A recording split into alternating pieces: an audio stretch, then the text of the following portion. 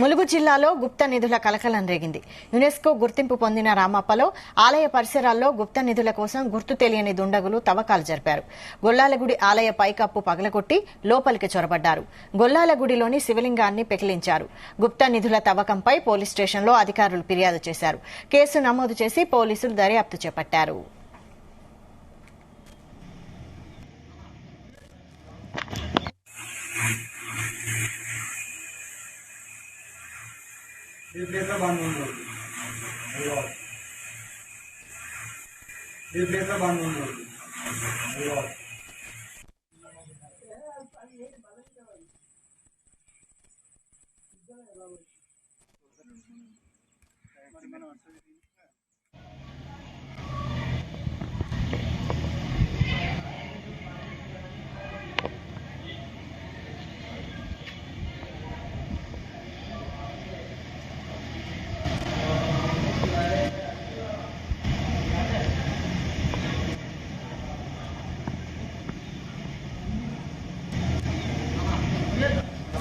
ములుగు జిల్లాలో గుప్త నిధుల కలకలం రేగింది.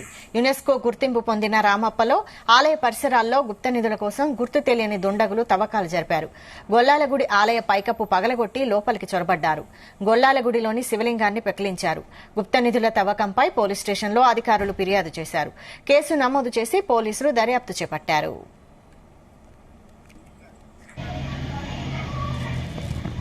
ఇదే అంశంపై మరిన్ని డీటెయిల్స్ మా ప్రతినిధి శ్రీకాంత్ అందిస్తారు. శ్రీకాంత్,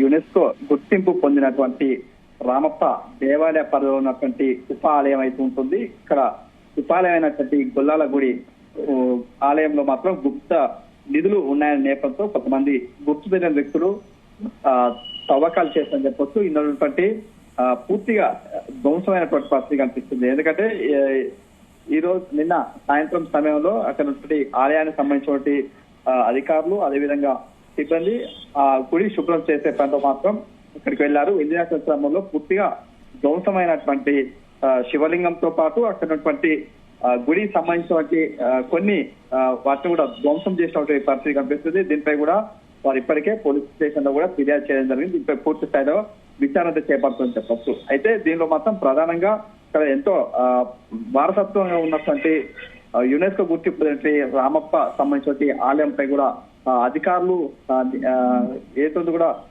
దీంట్లో భద్రతా పరంగా మాత్రం లేకపోవడంతో ఇలాంటి ఘటనలు చోటు చేసుకున్నాయని చెప్పొచ్చు. అదేవిధంగా ఇక్కడ నుండి ఆలయానికి సంబంధించినటువంటి ఆలయం మొత్తం కేంద్ర ప్రభుత్వ ఆధీనంలో పురావస్తు సంబంధించిన వారి ఆధీనంలో ఉంటుంది. ఇక్కడ నుండి రాష్ట్ర ప్రభుత్వానికి సంబంధించిన వారంతా కూడా దీనికి భద్రతా పరంగా అయితే చూసుకుంటారు. కానీ ఇక్కడ భద్రతా వైఫల్యం వల్ల కొంతమంది దుండగులు మాత్రం ఆలయంలోకి ప్రవేశించిన తర్వాత అక్కడ పైకప్పు ప్రాంతంలో ఉన్నటువంటి దాన్ని తీసివేయడం, ఆ తర్వాత లోపలికి త్వరపడి అన్నటువంటి శివలింగంతో పాటు మరికొన్ని సంబంధించిన శిల్పాలను కూడా ధ్వంసం చేసినటువంటి పరిస్థితి కనిపిస్తుంది. దీనిపై కూడా ఇప్పటికే భక్తులైతే అదేవిధంగా అక్కడ ఉండే గ్రామస్తులు కూడా దీనిపై కూడా ఆగ్రహాన్ని వ్యక్తం చేస్తున్న పరిస్థితి కనిపిస్తుంది. దీంతో ప్రధానంగా ఇటు రాష్ట్ర అదేవిధంగా కేంద్ర ప్రభుత్వానికి సంబంధించినటువంటి భద్రత వైఫల్యం స్పష్టంగా కనిపిస్తుందని చెప్పవచ్చు. Right, thank you Srikanth. ये पैसा बांध